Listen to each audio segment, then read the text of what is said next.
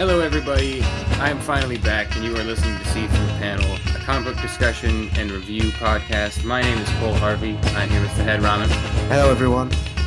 Today, I think we're just going to be catching up on stuff that I've been reading while I've been gone. Fahed's going to tell me all the stuff he's been reading while he's been gone. I mean, it's been. I assume you've read a decent bit of comics since we've last talked. I have. A lot of the stuff for the last few weeks, I'm trying to get into horror comics because it's October, but I would say definitely the highlight that I've been waiting to talk to you about was an adaptation comic published by Dark Horse over here. I'm not sure. I think it's in the UK as well, published by someone else. It's called New York. It's originally a novel, I think, by Stefan Wool or Okay, something of I've not that. heard of it at all. Yeah, it's very strange. It's like a very old classic sci-fi post-apocalyptic thing, but it was adapted by Olivier Vatine, and he is like absolutely incredible. So this thing, I don't even know how to explain it to you. It's a post-apocalyptic science fiction about a little boy that is kind of the outcast of the group, and this thing goes from like cavemen with spears to then fighting aliens to then essentially like almost a superhero, like he's a Superman, Dr. Manhattan level powerful figure. And it's very strange. I wouldn't say it's for everyone.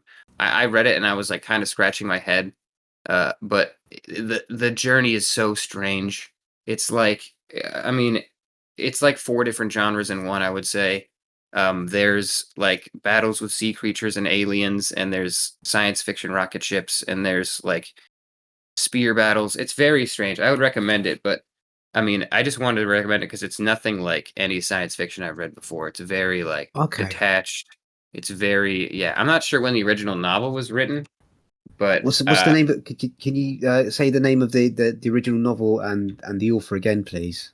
it's Niork, so it's Niourk. It Okay. looks like 1957. And so it's called that because basically this whole thing is on a post-apocalyptic Earth where they've kind of twisted all the names of places. So New York is New York, and they have like, all the geography of North America is kind of twisted into like this new fantasy map that they're on. And that's kind of Okay. the setting. And it balls to the wall from there. The main character is called Black Child, and he gets like I mean, I don't want to go too deep on it because we're just kind of brushing over some stuff today, Yeah. but it is very odd, and I would want to read the original novel sometime because it's just like balls to the wall 1950s science fantasy insanity. That actually sounds a little bit similar to one of my picks, which is called The First Knife. It's got quite an eclectic team of uh creators actually. So it's written by Simon Roy and Daniel Benson, drawn by Artem Trakhanov, and Oh, letters by Hassan Otusmane Lahu.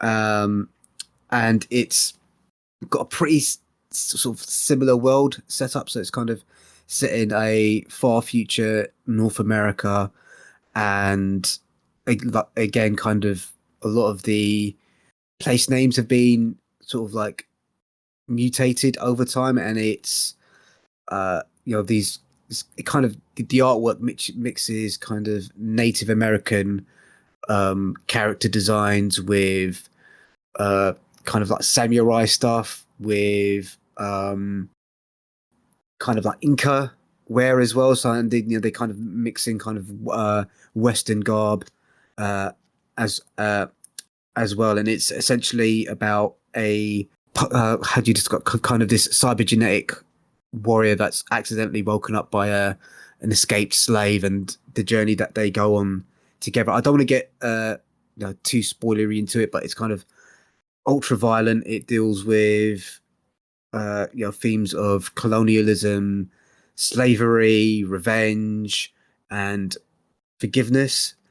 And yeah, it's a real kind of wild ride to kind of like go on. So I quite enjoyed it. I only read that this week actually, and it's a comic I got from my local library, and that's been published by Image. I know all the names except for I think I know Simon Roy and Artem Trakhanov, and then I remember seeing this when it first was solicited because the first issue has a cover by James Stocco. That's the only thing I remember. Yeah, But I Yeah, do love Artyom Trekhanov. He's awesome. yeah. It's I really enjoy the art. There's kind of like a roughness to it, and especially the way that it's being inked and colored. There's sometimes you get line work that's kind of like straight. This is kind of more squiggly, if you know what I mean. Kind of like there's more fluidity Hmm. to it. Yeah. I've read I don't know if you read this, Seven Deadly Sins. It was by TKO, like in their first launch when TKO launched all their No. paperbacks. Oh, I think I have read Seven Deadly Sins. I can't remember a A thing about it. Western, yeah, it's a Western. I mean, I can't remember a ton about it. I know it was drawn by Yeah. Artyom Trekhanov and it was Yeah. gorgeous. Yeah. So, what's your next pick? So Butcher Baker, the Righteous Maker. Yeah, I'm just gonna grab this off the shelf. So this is actually pretty old. I just got the hardcover and recently read it. I think it was like 2010s area, like early. But I'm looking at the date here. 2012 it seems. So it's Joe Casey as writer and Mike Huddleston on art. Same artist that did Decorum with Jonathan Hickman recently.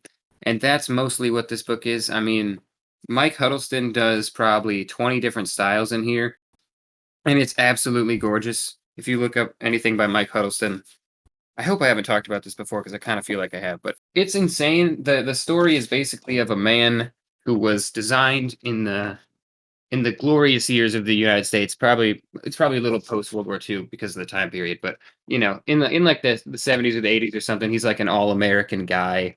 He literally has an engine for a heart, and it's just an inane, honestly, very difficult to understand story of him trying to just do one mission for I think 10 issues. And the real story is Mike Huddleston's art and the coloring. I think he colors it himself as well, Mike Huddleston. And I mean, I would just look this up. I'm not gonna lie, I don't know if you need to read the words on the pages. Because Joe Okay. Casey just likes to make like dick jokes and you know, just very lowbrow stuff. It is funny. Like that's kind of his thing. I do love Joe Casey, but I wouldn't say it's for everyone. Like if I were to recommend this to anyone around me that I sometimes offer books to, they would hate this thing. There's not a lot of story there. Okay. There's a bunch of dicks everywhere. It's very strange, but the art I mostly bought it as an art gallery, and I think it stands up as that. And Decorum by John Hickman and Mike Huddleston is also getting a hardcover, and that's going to be just equally Okay. as gorgeous.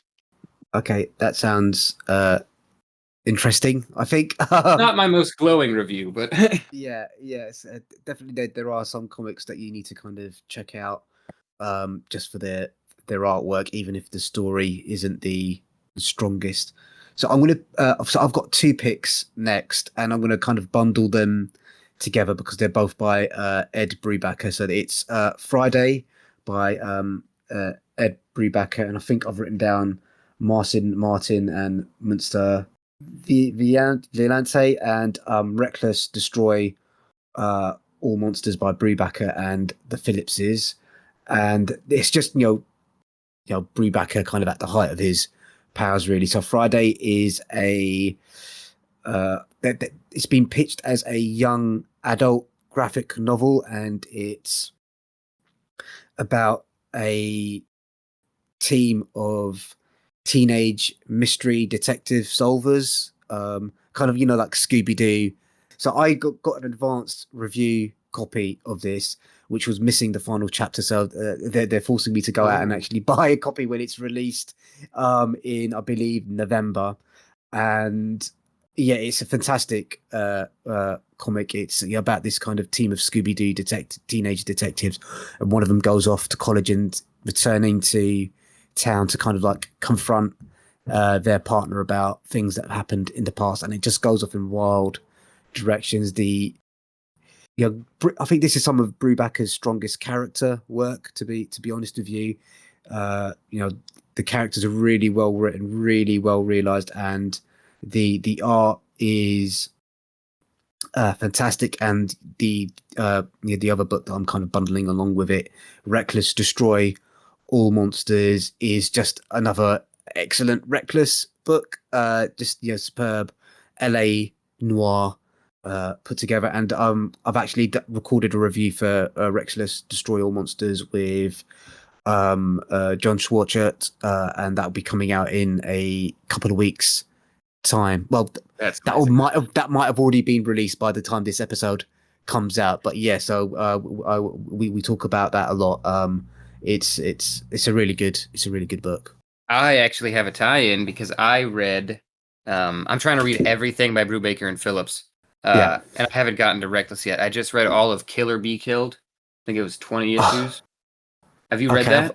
I've not read that. No, he's so Oh prolific. It's man, hard to kind of like get hold exactly. of all of his stuff because on top of like writing his own comics, he's like writing Captain America and all these other Hmm. things as well. So it's like hard to He's keep up. yeah, at least one graphic novel's worth out of him a month, and then he's got Friday digitally, and he's got his old Marvel stuff. He's crazy. But this is Yeah, I actually have opinions about this. This is probably the closest thing to a review you're gonna get out of me this show. yeah, Killer Be yeah, Killed. Ed Brubaker, Sean Phillips, Image Comics. Beautiful giant hardcover of the whole series.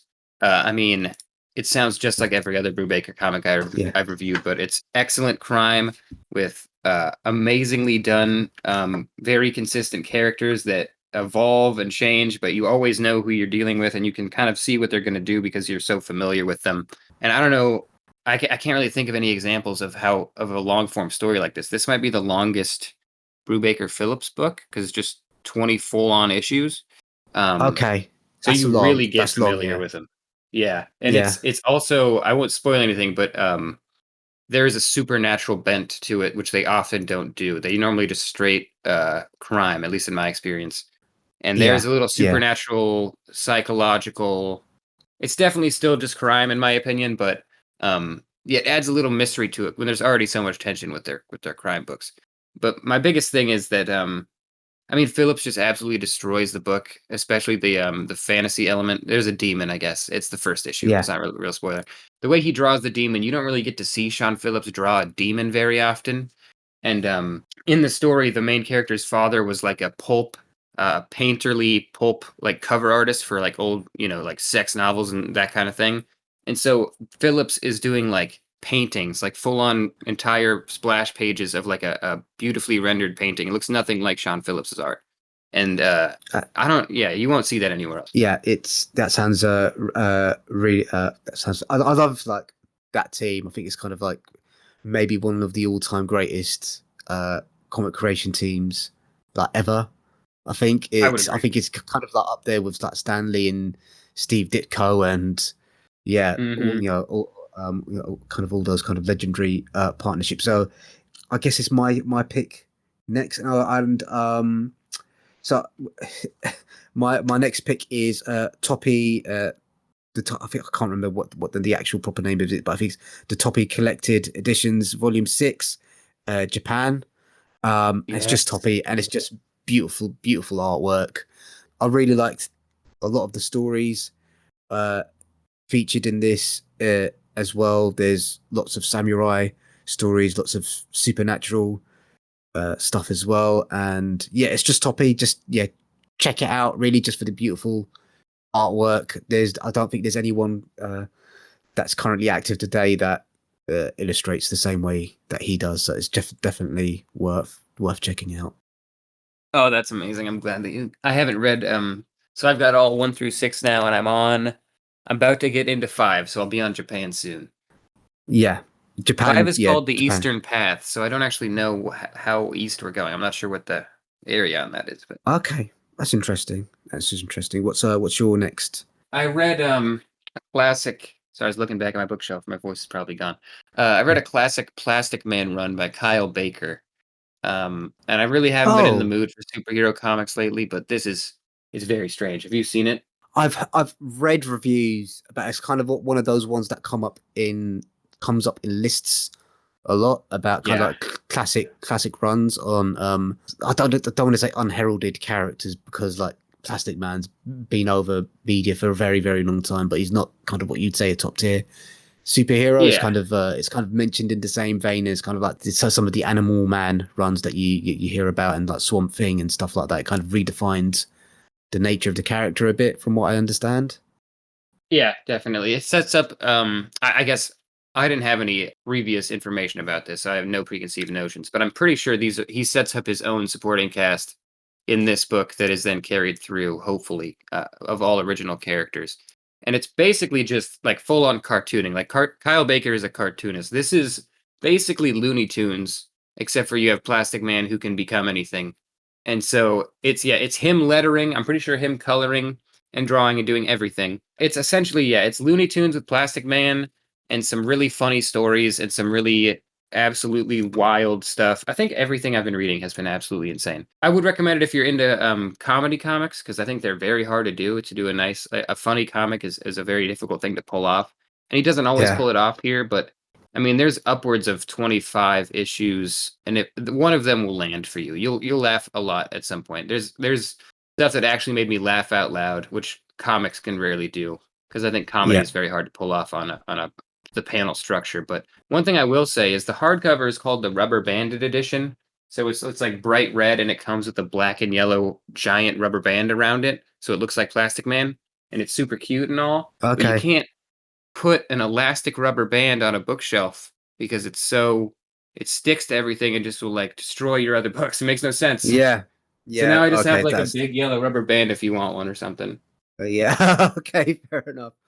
Um, that kind of sort of nicely leads into my next pick, which is I think I'm not too sure if I've talked about this before, so feel free to cut this one out if I have already talked about it. It's called Assholes by Bram Olgaid and the what's the name of the other creator? So it's Bram Olgaid and Mika Stahl, and it's basically two TV personalities play a round of golf, and it's hilarious. It's kind of these two characters are absolutely awful human beings with hilariously, disgustingly, hilarious and disgusting opinions about stuff, and they treat each other awfully. They treat everyone they encounter awfully, and it's just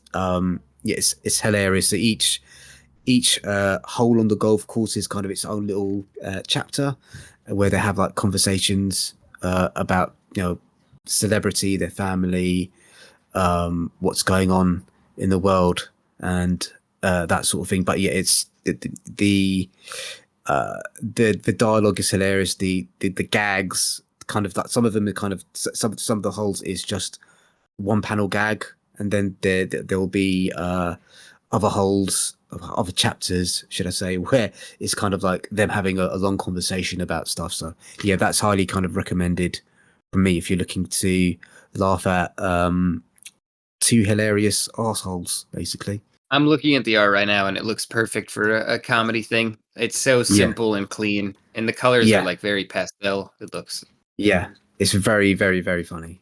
Very, honestly, very, this looks very funny. hilarious just from like the little thumbnails I'm able to see. Yeah, I might yeah, have to yeah, try this. yeah, and it does get a kind of a little bit meta as well because like the I don't want to ruin the joke, but there's a one chapter where there's kind of like a note from the publisher, which I found was it just it had me actually laughing out loud. So yeah, yeah, That's awesome. um, yeah. So Two what's good your comedy books. It's like yeah as much as I've ever seen in one place. Okay. yeah. What's your next pick? It's a bit of a change from the comedy. I started going through all my Berserk manga big Ooh, hardcovers, okay, yeah. and so that's a major undertaking because I have 8 of them and they're gigantic. But I'm just going to talk about Berserk in general where I'm at. Obviously, Kentaro Miura passed away, I believe, while I was off the podcast for a few months, and that was awful. And so Berserk will never be finished.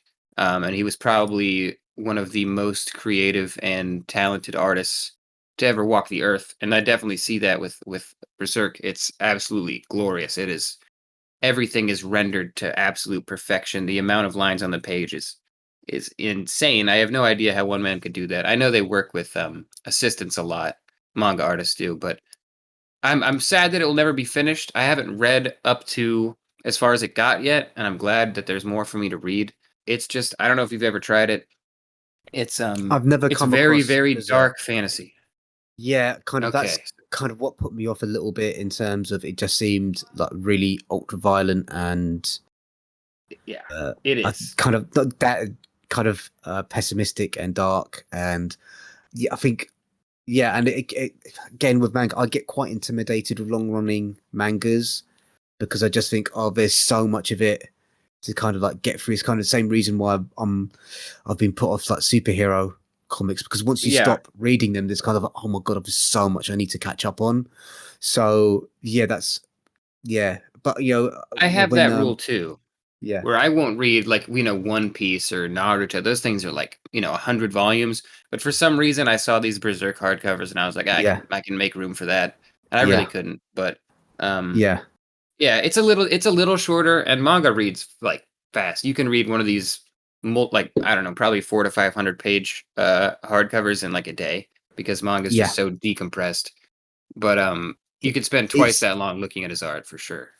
yeah, it's interesting you make that point. One of my favorite comic YouTube channels is Small Press Express, and he's someone who reviews lots of indie comics, and he kind of makes the similar sort of point about the speed of the storytelling in manga stories, where it's kind of like, well, just because they're kind of producing these books on a tight schedule, and they need to be kind of like published really quickly. Like the storytelling is streamlined, whereas kind of a lot Yeah. of he kind of says in more Western comics, there's kind of like a lot of nasal gazing, navel gazing. I think is the word I want to use. In terms of like trying to make everything kind of like look ultra fancy and all this sort of thing, where kind of like manga art can be highly detailed, but they also use kind of a lot of slick storytelling tricks in terms of the number of panels that they're using and stuff like that, Yeah. just to kind of get the story flowing really clearly. So yeah, so that might be something I might start picking up. I mean, I do say that I get intimidated by long running mangas, but I have read the entirety of the Akira manga, so it's kind of like Oh yeah. yeah. So it's yeah, definitely. It's just sad that it's never going to be finished, really. I know. I've read Yeah, something that maybe one of his assistants is gonna try, but like that, just looking at some of these pages, if you were to look up like a big splash page of Berserk, I don't think anyone can ever do that again. yeah, It's so yeah. insanely unique. It's very, I don't know who could ever pull that off, but I hope someone can. Yeah, but it's just kind of whether the story is going to be told in the way that he would have liked it to be told. Yeah, That's the other thing. exactly. So I've got a couple of more on my list that I want to talk about. So it's kind of, I say, a modern day classic, but I don't know about that, but it's certainly a very popular modern comic, and that's Laura Dean Keeps Breaking Up With Me by Mariko Tamaki and Yes. Rosary Valerio O'Connell. And yeah, it is something I really, it's kind of like a young adult LGBTQI story about learning how to value yourself and how to navigate relationships and friendship and growing up and all that sort of thing. The art in this is gorgeous, and the dialogue is kind of quite well observed. Laura Dean is perhaps one of the most awful characters that's ever been written. Certainly that I've read kind of recently. It's kind of she's a poisonous human being, and it frustrated me that the lead character kept going back to her. But it is a story about toxic relationships and how to navigate that space as well. I That's very high on my list, and you just knocked it to the top. I really need to read that.